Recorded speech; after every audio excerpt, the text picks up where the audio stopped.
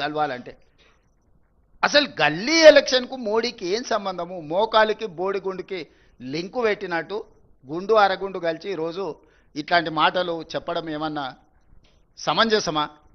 మోడీ గారిని చూసి ఓటు వేయమని బీజేపీ అడిగితే బీజేపీకి ఓటు వేయాలనా?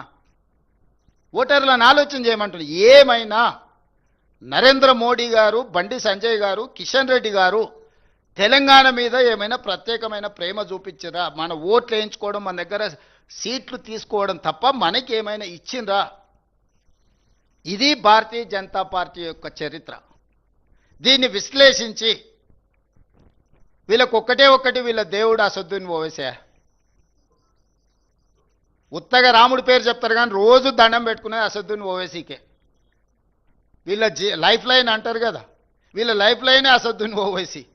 ఆయన పేరు లేకుండా, ఆయన జపం లేకుండా రాముడి పేరు ఎన్నిసార్లు వీళ్ళు తలుచుకున్నారో, అసదుద్దీన్ ఓవైసీ పేరు ఎన్నిసార్లు తలుచుకున్నారో చూడండి.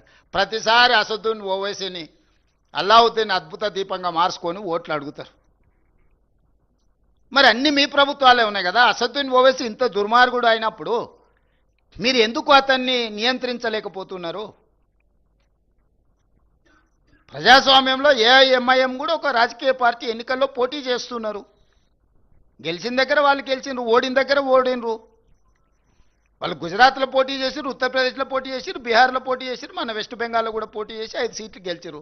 వాళ్ళు కూడా ఒక రాజకీయ సంస్థ, ఒక రాజకీయ పార్టీ. కానీ వాళ్ళని భూతంగా చూపించి ఇంకెంతకాలం మీరు ఓట్లు అడుగుతారు?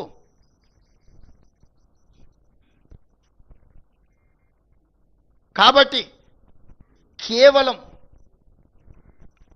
మత విద్వేషాలను రెచ్చగొట్టి కొన్ని రాజకీయ పార్టీల నాయకులను భూతంగా చూపించి రాజకీయ మనుగడ సాధించాలని ఆలోచన చేయడమే వాళ్ళ భావ దారిద్ర్యానికి పరాకాష్ట. ఈ భావ దారిద్ర్యాన్ని చూసి బీజేపీకి ఓటు వేయాలన్న తెలంగాణ ప్రజలు మీరు ఆలోచన చెయ్యండి. ఇక రెండవ పార్టీ బీఆర్ఎస్. 10 సంవత్సరాలు వాళ్ళే, పంచాయతీ మెంబర్ నుంచి పార్లమెంట్ వరకు వాళ్ళే ఉన్నారు, మున్సిపల్ కౌన్సిలర్ నుంచి ముఖ్యమంత్రి వరకు వాళ్ళే ఉన్నారు. 10 ఏళ్లలో వాళ్ళు లేని పదవి ఏదన్నా ఉందా? వాళ్ళ పార్టీ, వాళ్ళ కుటుంబం వాళ్ళే కదా ఉన్నది. ముఖ్యమంత్రి కేసీఆర్, మున్సిపల్ శాఖ మంత్రి కేటీఆర్ గారు, వార్డు మెంబర్ నుంచి పంచాయతీ మెంబర్ నుంచి పార్లమెంట్ వరకు అందరూ. వాళ్ళ నుంచి గెలవకపోయినా అభివృద్ధి జరగాలంటే మా పార్టీలో చేరాలని ఉన్నోళ్ళందరినీ వాళ్ళే కలుపుకున్నారు. ఇప్పుడు 116 మున్సిపాలిటీలు, 7 మున్సిపల్ కార్పొరేషన్, నాకు తెలిసి 99% వాళ్ళ చేతుల్లో. ఎవ్వరు రెండో పార్టీ లేదు 2 సార్లు, ఇంక్లూడింగ్ గ్రేటర్ హైదరాబాద్. 10 సంవత్సరాలు మీరే ఉంటే మున్సిపాలిటీలో ఈరోజు సమస్యలు ఉన్నాయి, ఈ సమస్యలు పరిష్కరించడానికి మాకు ఓటేయండి అని అడుగుతారేంది? అసలు ఇది ఎక్కడి విచిత్రం? ఎక్కడి విచిత్రం ఇది? మేమేమి ఎప్పుడు మున్సిపల్లో లేమే, మొదటిసారి మేము ఓటు అడుగుతున్నాం. మేము ఇంతకుముందు కౌన్సిలర్ కాదు, కార్పొరేటర్ కాదు, గ్రామాలలో సర్పంచ్ కాదు, ఏదీ లేము. మేము మొత్తం మీరే ఉన్నారు. మంత్రులు మీరే, ఎంపీలు మీరే, ఎమ్మెల్యేలు మీరే, ఎమ్మెల్సీలు మీరే, మేయర్లు మీరే, చైర్మన్లు మీరే, సర్పంచులు మీరే, జిల్లా పరిషత్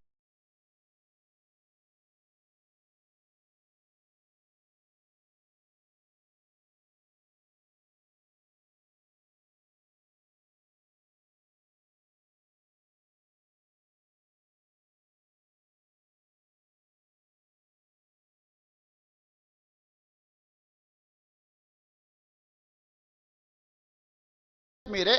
అసలు బీఆర్ఎస్ వాళ్ళు కేవలం తోలుబొమ్మల ఆట ఆడిచ్చారు. మిగతా వాళ్ళని మంత్రుల రూపంలో ముఖ్యమంత్రి గారిని కలవడానికి పోతే కూడా గేటు బయట నుంచే మెడల్ బట్టి నెట్టేసారు హోంగార్డ్స్. మనం చూసినాం కదా. 10 సంవత్సరాలు మీరే ఉండి, మున్సిపల్ అయితే నిన్నటి వరకు మీరే. ఇప్పుడు లేటెస్ట్ ఎలక్షన్ జరుగుతుంది, ఇప్పుడు మళ్ళీ మాకు ఓటేయండి అని బీఆర్ఎస్ అడుగుతుంది. అసలు అంటే ఏ మాత్రం కూడా మొహమాటం కానీ, అసలు సమాజం ఏమనుకుంటుంది మనం ఇంత బరితెగించి మాట్లాడడం వల్ల? ఇది ఏమైనా సమాజం ఆమోదిస్తుందా? అమరాన్ని ఎప్పుడో సామెత చెప్తుండే, బరితెగించిన కోడి అంట బజార్లోకి వచ్చి గుడ్డు పెట్టిందంట. గట్లున్నది బీఆర్ఎస్ వాళ్ళ వ్యవహారం.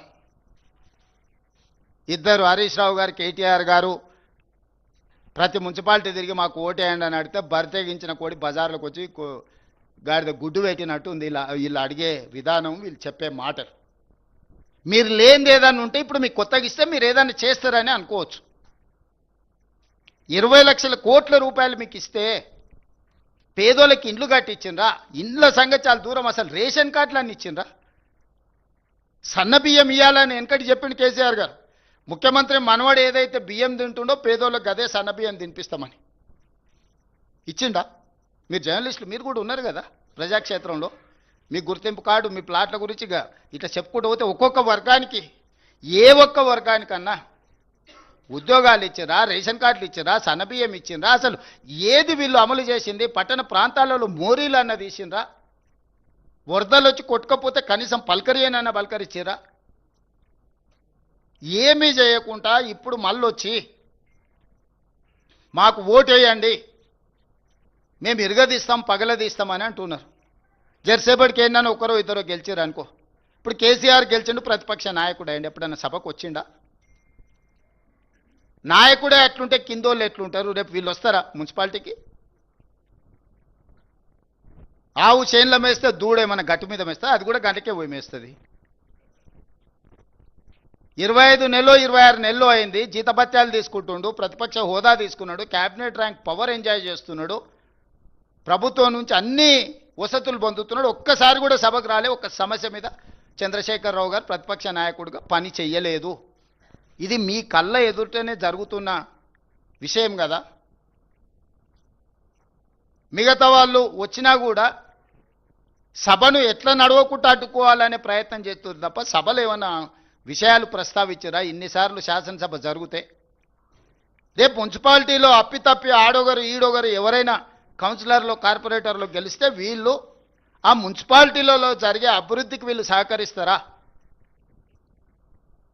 బీఆర్ఎస్కి అసలు అర్హత ఉన్నదా ఓటు అడగడానికి? 23లో అధికారం పోయి